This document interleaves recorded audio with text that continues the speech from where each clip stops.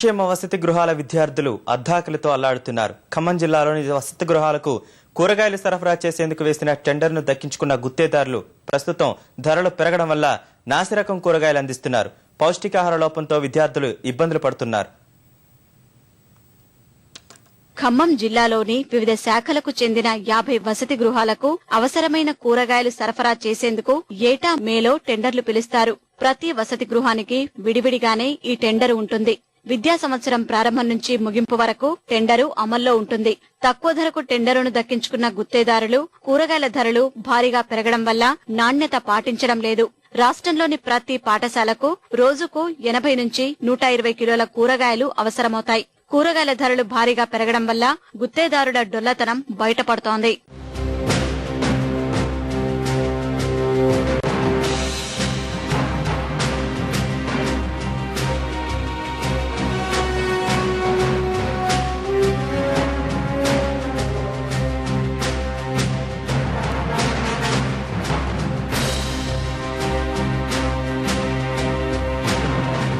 విద్యార్థులకు భోజనావసరాలకు సరిపడేలా కూరగాయలు సరఫరా చేయాల్సిన బాధ్యత గుత్తేదారులపై ఉంది. కానీ వీరి విధానం వల్ల విద్యార్థులు తీవ్ర ఇబ్బందులకు గురవుతున్నారు.